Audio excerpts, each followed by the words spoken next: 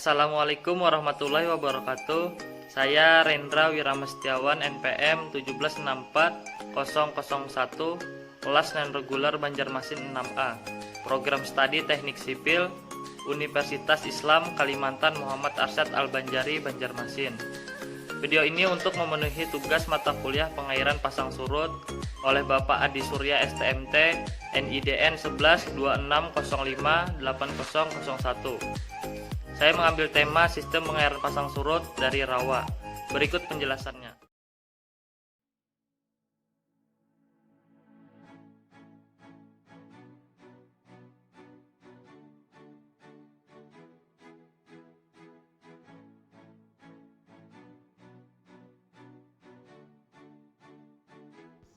Tema sistem pengairan pasang surut untuk rawa.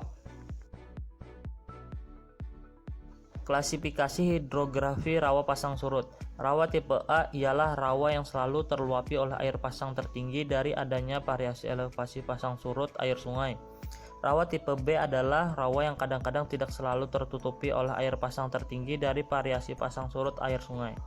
Rawa tipe C adalah rawa yang tidak pernah terluapi oleh air pasang tertinggi dari variasi elevasi pasang surut air sungai, namun memiliki kedalaman muka air tanah tidak lebih dari 50 cm dari permukaan tanah.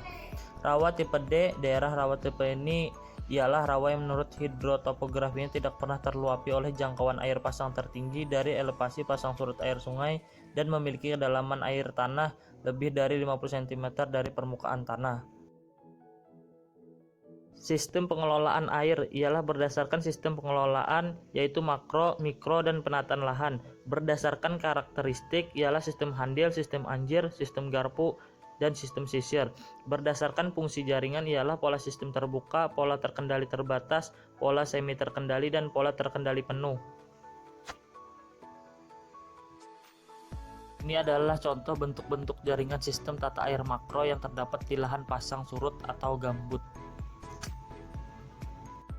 Tata air makro adalah penguasaan air di tingkat kawasan atau areal reklamasi yang bertujuan mengelola berfungsinya jaringan drainase irigasi seperti navigasi sekunder, tersier, kawasan retarder dan sepadan sungai atau laut, saluran intersepsi, dan kawasan tampung hujan.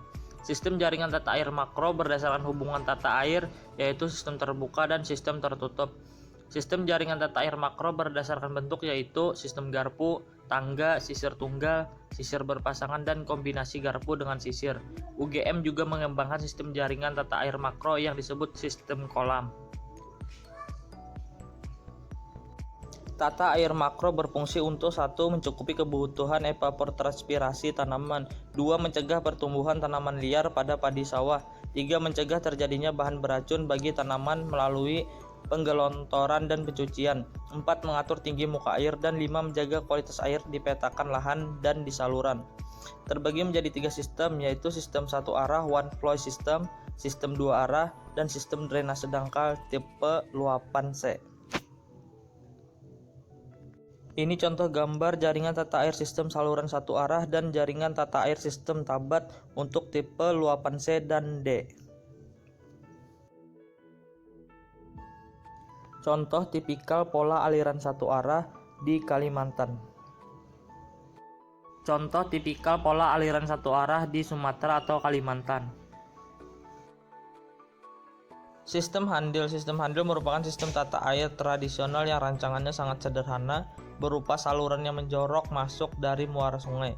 Umumnya handil memiliki lebar 2-3 meter, dalam 0,5-1 meter, dan panjang masuk dari muara sungai 2-3 km. Jarak antara handil satu dengan yang lainnya berkisar 200-300 meter. Ada kalanya panjang handil ditambah atau diperluas, sehingga luas yang dikembangkan dapat mencapai 20-60 hektar. Kelebihan sistem handil dapat digunakan sebagai jaringan pengairan atau drainase, sebagai alur transportasi untuk dilewati sejenis sampan atau perahu kecil. Kelemahan sistem handil hanya cocok dikembangkan untuk skala pengembangan yang relatif kecil dan hanya dapat menjangkau luas areal yang terbatas, dan seringkali timbul masalah titik aliran mati, air diam, tidak bergerak pada ujung.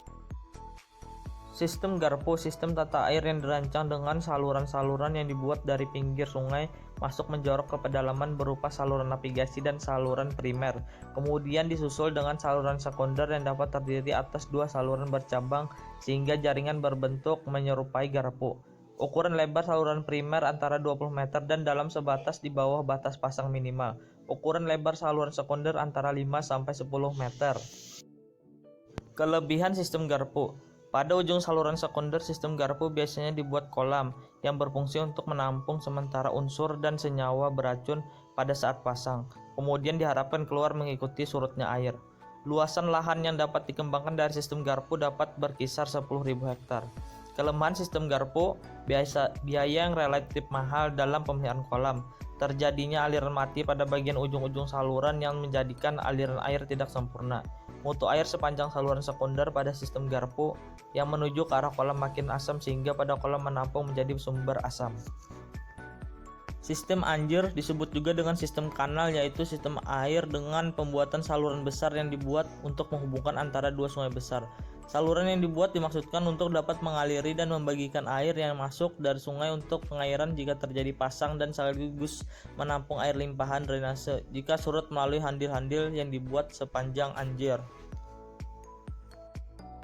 Kelebihan sistem anjir, dengan dibuatnya anjir maka daerah yang berada di kiri dan kanan saluran dapat dialiri dengan membangun handil-handil sebagai saluran tersier tegak lurus kanal. Adanya anjir ini menimbulkan lalu lintas transportasi air antara dua kota menjadi lebih ramai sehingga mendorong pembangunan daerah karena terjadinya peningkatan arus pertukaran barang dan jasa.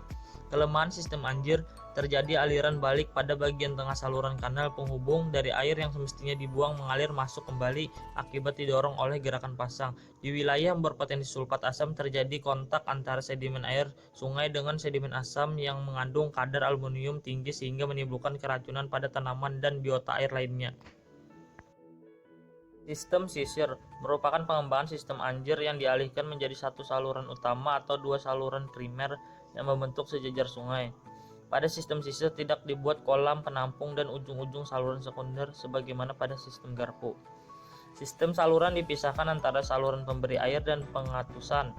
Pada setiap saluran tersier dipasang pintu air yang bersifat otomatis aeroflavigate.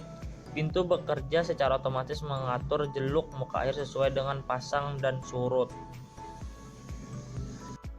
Kelebihan sistem sisir, panjang saluran sekunder pada sistem sisir dapat mencapai 10 km. Pada sistem sisir tidak dibuat kolam penampung pada ujung-ujung saluran sekunder sebagaimana pada sistem garpu sehingga dalam perencanaannya lebih ekonomis. Kelemahan sistem sisir, terjadinya air mati dead water di tengah-tengah saluran primer, endapan yang tinggi pada ujung saluran primer. Kesimpulan, dari uraian pembahasan tentang jenis-jenis sistem di atas dapat disimpulkan bahwa sistem tersebut merupakan proses mengalirkan air dari sumbernya untuk memenuhi kebutuhan air. Sistem pengelolaan air tersebut untuk memenuhi semua kebutuhan air masing-masing tiap daerah yang memiliki berbagai macam kondisi areal yang dibutuhkannya. Terima kasih. Demikian dari hasil presentasi ini, semoga bermanfaat bagi kita semua. Salah hilap mohon dimaafkan. Wassalamualaikum warahmatullahi wabarakatuh.